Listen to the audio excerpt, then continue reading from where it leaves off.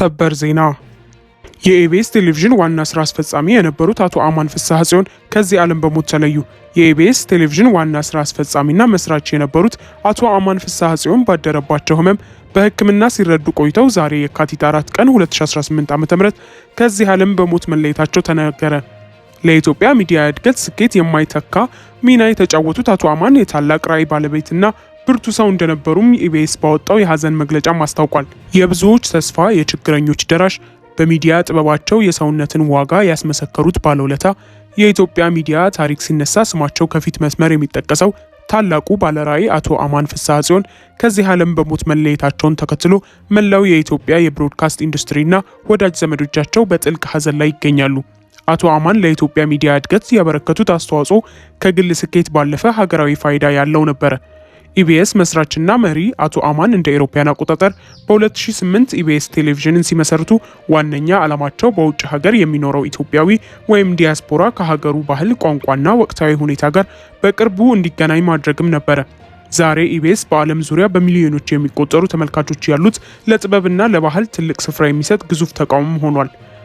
አቶ አማን የኢቢኤስ መሪ ብቻ ሳይሆኑ ለመላው የኢትዮጵያ የግል ቴሌቪዥን ጣቢያዎች መብትና እድገት የቆሙ ታላቅ ሰው ነበሩ። የኢትዮጵያ ብሮድካስተሮች ማህበር መስራችና ሰብሳቢ፣ የግል ቴሌቪዥን ጣቢያዎች ተደራጅተው መብታቸውን እንዲያስከብሩና በጋራ እንዲያድጉ ትልቅ ስራም ሰርተዋል።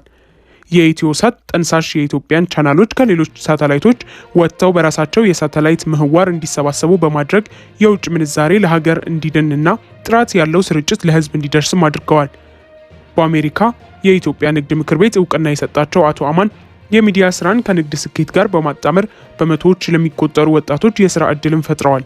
በተለይም ዘመናዊ የቶክ ሾው እና የመዝናኛ ፕሮግራሞች በኢትዮጵያ እንዲለመዱ መንገዱን የቀደዱ ቀዳሚ ሰውም ነበሩ። ከሚዲያ ስራቸው ባሻገር አቶ አማን ለብዙ አቅመ ደካማ ኢትዮጵያውያን የደረሱ፣ በችግር ውስጥ ያሉትን ይረዱና ለሰው አዛኝ የነበሩ ደግ ሰው ነበሩ። በዝግጅቶቻቸውም ሆነ በግል ህይወታቸው የብዙዎችን ህይወት በበጎ ተጽዕኖም ቀይረዋል። የአቶ አማን ህልፈት ለአንድ ተቋም ብቻ ሳይሆን ለሀገርም ትልቅ ኪሳራ ነው።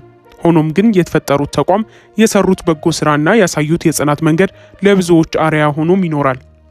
ኢቢኤስ ቴሌቪዥንን ለመመስረትና በራሱ ቀለም መሪ ሆኖ እንዲቆም ለማድረግ እውቀቱን፣ ጊዜውንና ሁሉ ነገሩን ሰጥቷል።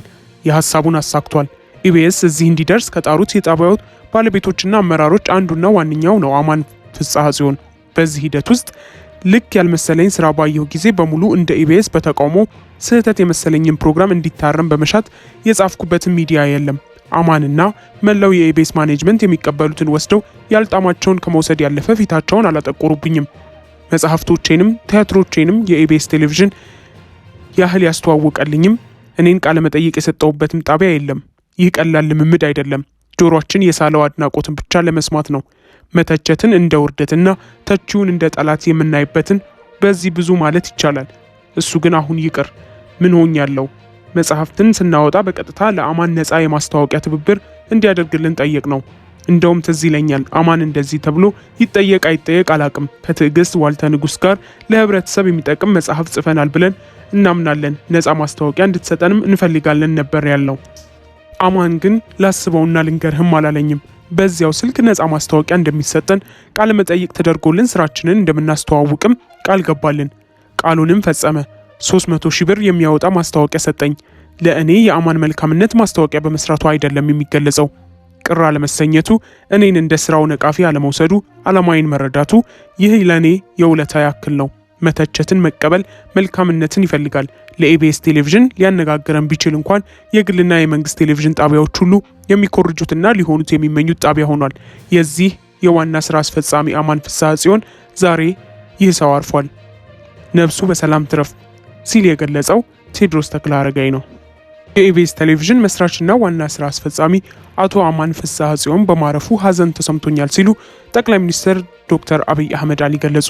አማን ለኢትዮጵያ የግል ሚዲያ እድገት ወሳኝ ሚና ከነበራቸው አንዱ ነው ሲሉም ተናግረዋል። ኢትዮጵያ በአስቸጋሪ ሁኔታዎች ውስጥ ባለፈች ጊዜ ሁሉ የሚጠበቅበትን አድርጓል። ነፍሱን በሰላም ይረፍ ሲሉ ተናግረዋል። ጠቅላይ ሚኒስትሩ ባስተላለፉት የሀዘን መልእክት አቶ አማን ለኢትዮጵያ የግል ሚዲያ ዘርፍ እድገትና መስፋፋት ጉልህ ስፍራ የሚሰጠው የላቀ ሚና የነበራቸው ሰው መሆኑንና ባለሀብት እንደሆኑ ገልጸዋል። በተለይም ኢትዮጵያ በተለያዩ አስቸጋሪ ወቅቶች ማለትም ባጋጠመቻቸው ወይም ባለፈችባቸው ጊዜያቶች ሁሉ አቶ አማን እንደ ዜጋና እንደ ሚዲያ ባለቤትነት የሚጠበቅባቸውን ብሔራዊ ግዴታ በቁርጠኝነት ሲወጡ እንደነበርም አስታውሰዋል። ጠቅላይ ሚኒስትሩ በመጨረሻ ፈጣሪ ነፍሱን በሰላም ያሳርፋት በማለት ለቤተሰቦቻቸው፣ ለወላጅ ዘመዶቻቸውና ለኢቢኤስ ቴሌቪዥን ባልደረቦች መጽናናትንም ተመኝተዋል። አቶ አማን ፍስሐ ጽዮን ኢቢኤስ ቴሌቪዥንን በመመስረትና በመምራት በኢትዮጵያ የመዝናኛ የዜና ዘርፍ ላይ አዲስ የጥራትና የይዘት ለውጥ ካመጡ ቀዳሚ ግለሰቦች መካከል አንዱ እንደነበሩም የሚታወቅ ነው። እንደዚሁም በኢቢኤስ ቻናል ላይ ቲክቶክ ዊዝ ሰሎሞን በሚል ርዕስ የሚቀርበውን ፕሮግራም የሚያዘጋጅልን ሰሎሞን እንደዚህ በሚል ሁኔታ የሀዘን መግለጫውን ታጋርቷል። ዛሬ እውነተኛ ባለራዕይን መካሬን ወንድሜንና ውድ የስራ ባልደረባይን አማን ፍስሐ ጽዮንን በማጣቴ ከብዙዎች ጋር ሆኜ ከከባድ ሀዘን ውስጥ እገኛለሁ። አማን የኢቢኤስ ዋና ስራ አስፈጻሚ ብቻም አልነበረም። እርሱ በኢትዮጵያ የሚዲያ አብዮት ውስጥ የልብ ትርታም ነበረ። በኢትዮጵያ ታሪኮች የሀያልነት ያምን ነበረ። ታሪካችንን በክብርና በጥራት እንዲተረኩ መደረጉም አመቻችቷል። የቲክቶክ ዊዝ ሰለሞን ስኬት ከአማን የማይናወጥ ድጋፍ ጋር በጥብቅ የተቆራኘ ለመሆኑ እኔ ራሴ ምስክር ነኝ። እርሱ በስራ መርሃ ግብሩ ላይ የአየር ሰዓት ብቻም አልነበረም የሰጠኝ፣ ለፈጠራና ለቴክኖሎጂ የሚሆን አስተማማኝ መድረክ እንጂ። በእርሱ ድጋፍ በቴክኖሎጂና በማህበረሰባችን መካከል ያለውን ክፍተት ለመሙላትና አዲስ የሚያስብል ትውልድን ለማነሳሳትም ችያለሁ። ካሜራዎቹን መቅረጽ ከመጀመራቸው ከብዙ ጊዜ በፊት የኔን ዓላማ ተረድቶ በታላቅ አመራሩ በአንድ ወቅት በህልሜ ብቻ የማያቸውን ከፍታዎች እንድነካና እንድበቃም ረድቶኛል። ውድ ወንድሜ አማን፣ አንተ ብቃትና ጥራት የመድረሻ ግብ ብቻ ሳይሆኑ በየቀኑ ልንኖርባቸው የሚገቡ መርሆዎች መሆናቸውን በተግባርም አሳይተናል። ያንተ ማለፍ በማንም የሚተካ ባይሆንም ቅርስህ ግን እድል በሰጣቸው በእያንዳንዱ የፈጠራ ሰዎች ህይወት ውስጥ ለዘላለም ተጽዕኖም ይፈጥራል። አንተ የለኮስከውን ችቦ በኩራት ለመያዝ የተቻለንን ሁሉ እናደርጋለን።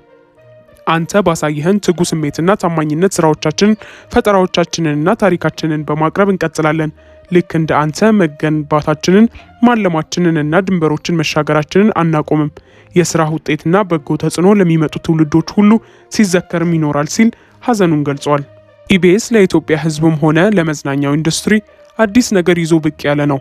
ለመጀመሪያ ጊዜ በግለሰቦች የተቋቋመ የሳተላይት የቴሌቪዥን ጣቢያም ነው። ኢቢኤስ በብዙ ነገሮች ፈርቀዳጅም ነው። የረጅም ዓመት እውቅናን አስጠብቆ በመቆየትም እሱን የሚያክል የለም።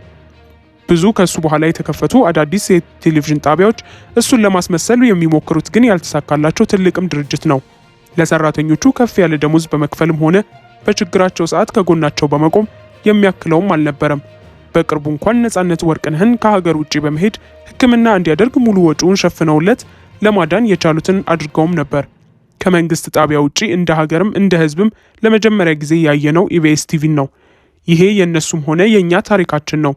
በሚያሳዝን ሁኔታ ይሄን ተቋም ከመነሻው መስርቶ ተጽዕኖ ፈጣሪነቱንና እውቅናውን ከ15 ጊዜ በላይ አስጠብቆ በዋና ስራ አስኪያጅነት እስከ ዛሬዋ ቀን ድረስ ሲመራም የነበረው አማን ፍስሐ ጽዮን በዛሬው ቀን አርፏል። ለባለቤቱ ለቤተሰቦቹ መጽናናትን እንመኛለን።